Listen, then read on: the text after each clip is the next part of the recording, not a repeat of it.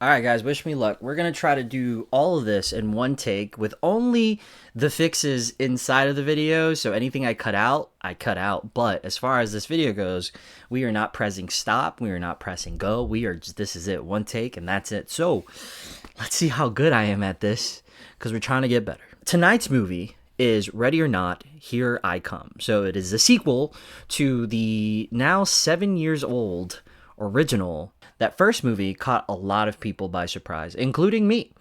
I was in for a fun slasher romp. I did get a fun slasher romp, but if you made it to the end, you know that the end takes a bit of a genre shift into the slasher horror, spoilers, into the supernatural horror.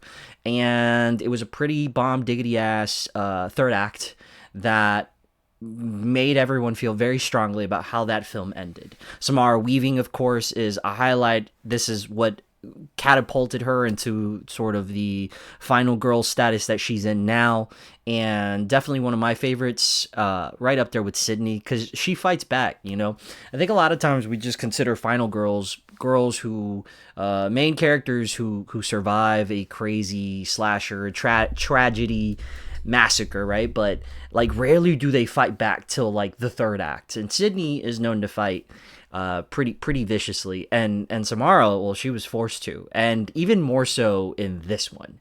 The original directors, Radio Silence, come back, so already it's awesome to know that they had enough love to return to the film that catapulted them into sort of the dynamic horror duo that they are now, where, then they made Abigail, then they made Scream 5, then they made Scream 6, and then they came back to this franchise. So I can't wait to see what the fuck they do next, because they have not missed. I'm gonna point out the big old fucking baboon-ass elephant in the room, and is a sequel necessary? I would argue no sequel is necessary to any film. Especially if it doesn't end on a cliffhanger, right? If the movie doesn't require you to tell the story in one or two or more than one part, why do it? No sequel is necessary. So is this gonna surprise you the way part one did? Fuck no, it's not. No, this isn't Terminator 2. Okay, this isn't The Godfather 2. This isn't Spider-Man 2. Like, rarely do films with a sequel reach that kind of regard for doing more than, doing something different, or, switching up the formula. This is more of part one. So right off the bat, if you love part one and you're okay with more of part one, you're going to get more of part one, but on cocaine and epinephrine and a couple bottles or a couple cans of Red Bull. Like, this is like just everything that made one fun times two, with the inclusion of Faith's character. You have her surviving the same situation all over again from part one, where in part one we know that she, married into a family of Satanists without knowing. Elitist. One would say they're probably in the Epstein files, because holy shit, the references here are a little heavy-handed, but also only heavy-handed because now, it's out in the open. There's literally one fucking guy, David Cronenberg, by the way, yes, the director, is playing a role in this film, and he is the guy who makes a call while he's looking at the fucking news. There's a war, and all he has to do is pick up the phone and go, approve the ceasefire. Just like he literally controls war and famine and starvation and politics and intrigue through a cell phone on his deathbed. It's kind of wild, and it was played up for laughs, but like, I think that's kind of the horrific part of it, is that like, it's so absurd that all you can do is laugh. The movie pretty much picks up the day of the end of the final film, and then they take her to a hospital. Within 5 minutes, this movie is already throwing shit at the screen. It already, the first one, if you're looking for some sort of buildup that the first one obviously had, because you knew the premise of the story was going to be, oh, she's marrying into a family that wants to kill her, and they're going to play a game of hide and go seek. And then, you're building up to that eventual moment in the trailer, where they just go like, hey, all right, bitch, run. There's no build-up here. We've already done all the establishing in the first movie. There is a setup. There is a difference between build-up and setup, right? The setup is what preludes the build-up. There is a setup. We skip the build-up. We get right into the climax. I want to say that a lot of people will have issues with that, simply because I've seen some of the reviews just before making this video, and they're fucking dumb. Like, man, I don't know who comes into Ready or Not expecting anything other than more of Ready or Not. The first movie was an awesome surprise, but it's not some revolutionary fucking, footnote in horror. Like, it's a picture perfect, frame perfect slasher movie with a nice little twist at the end that we didn't expect. That's it. I don't know why these like highbrow fucking critics go into movies going, yeah, it's not fucking necessary. I don't. And I'm not saying, look, expect less of a film, right? When we go sit down and we watch a movie, we want to expect the best body of work possible.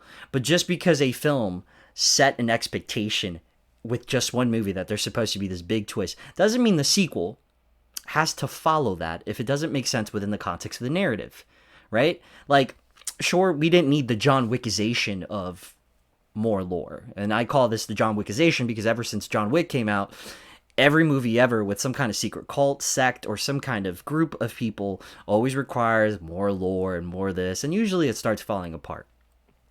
I think that they gave you enough lore here to kind of, sort of dip your toes into something new to validate the existence of the movie. But this movie it was just these guys going, you know what? Samara Weaving was fucking awesome. She put asses in seats. The ensemble cast of the first movie was awesome. Can we outdo them? And in some ways they do. Some of the characters here are even more colorful than the characters in the first one. The villains here, the ensemble cast, hilarious. Every single one of them got a chuckle out of me. I think 98% of all the jokes in this movie hit for me, with the exception of one that was just kind of dumb. But I think it was just to fill the void of hey, people haven't laughed enough. Let's just put something there for people to forcefully chuckle. But outside of that, man, this movie is like fucking funny. It is self-aware. It is absurdist humor. It is over the top. And it is in a lot of ways very relevant, and it makes fun of a lot of the stuff that, makes light of some of the stuff that's happening. And I'm not saying that none of the stuff now that's happening is serious, but when you go to the movies, you want escapism, right? And movies should not be bottlenecked to this sort of like, hey, you can't talk about this because no, dude, that's the whole point of art is like, it's subjective, you put it out there, and whoever clicks with it, they click with it, and if they don't, well, they can just get the fuck out the theater. I don't know what to tell you. This is less of a horror film and more of an action movie. Samara Weaving's character is way more battle hardened, so now she's less I gotta run and hide, and more like we gotta run, hide, wait for a moment, and then fight. And between her and her sister, who is a new character in this movie, her addition brings a lot of emotion to sort of the very quick-paced conflicts that we're dealing with right now. Like, the addition to her is awesome, and the addition to her sister is such a compliment to her character, because it is less about her just screaming. I mean, it's her screaming. If you know Samara Weaving's, throat strength, that sounds wrong. If you know how loud she yells, and that's kind of like her thing, there's more of that here. But fuck, it's warranted because they cut her up, they shoot her up, they stab her up, and they do everything.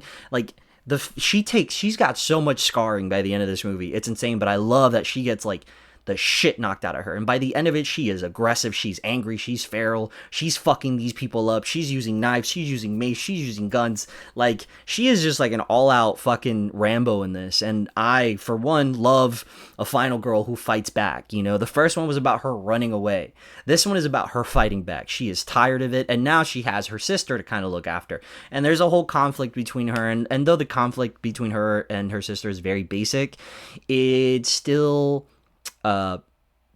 presented, and the chemistry between them is so fucking strong as actresses that you love them both when they're on screen. There's no straight man. They're both funny in their own dark way. I was losing calories watching this shit because they ran so much, they fought so much. And not just that, but the action sequences, right? The fight sequences are shot with such finesse.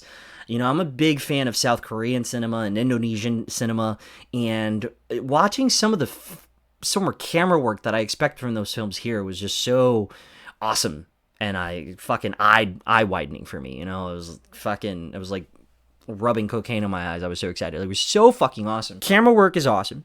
The character work here, the ensemble cast, was great. There's not a weak link in any of them. Even if they have like a very short screen time because they die, they're still funny, and they still present a new archetype and a new stereotype, but in an absurdist way. They do some very smart moments. They address things like, okay, well, these girls get a hold of their phone. What's going to happen when they call the cops? They kind of address that.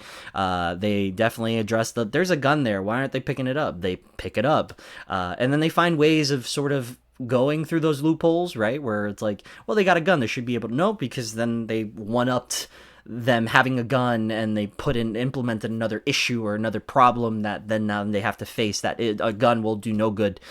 So they're just very ahead. I mean, these guys are good. They did Scream 5, they did Scream 6, which obviously has its huge rally of fans, me being one of them. So what they do with, and Abigail, that was such there's not a lot of dumb decision making in these movies. And when there is, they make fun of it. And I think that that's the lighthearted part of this movie, is that it definitely doesn't take itself seriously, and it's not trying to be anything more than what part 1 was, but for whoever wants to see more of that. It doesn't feel like a heartless cash grab. It doesn't feel like they just like, hey, because they don't need it. They could just jump on another fucking, they don't need it. They could jump on anything else. These guys have probably original scripts out the ass that they haven't shot yet, so I'm sure they'll come with something down the pipeline. They could probably jump on another big franchise, because everything that they did for the Scream 5 and 6, people seem to love, so they could easily do that. But they just came back to the thing that made them big, and they gave me more of that, and I'm happy. I'm very content. I'm actually going to watch it again on Saturday. I think I laughed and I clapped. The theater was very involved, and it's one of those movies where, again, taper your expectations. This isn't going to be something that's going to rewrite the rules. 1 wasn't that. I don't know why people think it is, or it feels like it. That it was a very well done, very well written and fun slasher bottle house film, and I'm a sucker for movies that take place in one location, so you already got me there, right? And then the twist at the end was great, right? And this is just more of like, hey, let's bring more lore to that, and they do. They know that they can't give you a big twist like they did in that movie, although they do a twist here that I think was like narratively kind of where I thought they were gonna go with it, but I was so satisfied with how they executed it that I was happy towards that third act. I genuinely think they could end it here. We don't need a third one. We don't need a series of these.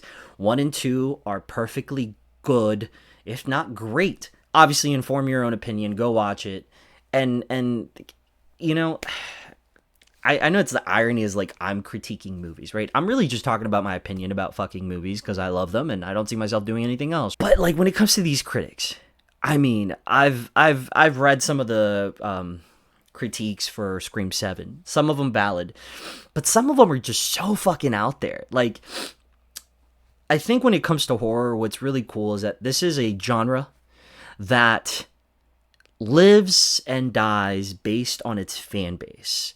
And I think that horror is a critic-proof genre. And that's not to say that every horror movie is perfect, but horror is made for the fans. Like it's made for the people who aren't tired of the tropes. And every once in a while we get a movie that subverts those tropes, and we're happy, because that's not just a subversion of tropes. Those subversions end up becoming tropes later on, and now this movie set a trope that now can be utilized, right? So nothing's ever original. And I think with sorry, that dust is gonna fucking bother me. I got a cat. This is just the way of life. This subversion of tropes and implementation of new ones is just kind of the endearing sort of cyclical nature. Oh, this stuck. How can we implement this in a new way or execute it in my own way? And that's just it. And I think when critics come in here and hold these films to a standard in the same way of like the first Alien, right? Like movies that obviously built the platform for movies, the first Halloween. Like nothing's ever gonna be that. And I think that we have a kind of dumb issue with sort of tapering expectations to what is modern horror now, and what would be a reasonable ascension of the genre. So the horror genre has been around since the fucking 1920s, 1922, Nosferatu. Like, it's been done, man. The only thing that changes is the generation, right? Like, that's it. And most of the time, current generations go back to old generations and they retread, right? And they make retro in and again. So it's just weird how out of touch certain critics are. And, you know, hopefully I never sell out and become one of those. That's my review for Ready or Not 2. Here we come. Here I come. Here they come. We're all coming. Thank you for listening. This is probably going to be my longer review. Holy shit. We're 19 minutes in, so I wonder how short I'm going to make it when I edit it. But anyway, I know you guys can't see it, but the analytics say that we are like 3,100 views up. You know, I got 6 to 8 subscribers, but the views means that it's reaching people. And I've been getting at least 1 subscriber every day, so, you know, we got a goal. We're going to start small, 100 subscribers by the beginning of summer. I think that's doable. We got 2 months. And if I don't make it, that was on me. We'll just reset and retry. So thank you guys for showing up to this video. Thank you for listening to me ramble like the nerd that I am. And with that, don't skip leg day, and I will see you at the movies.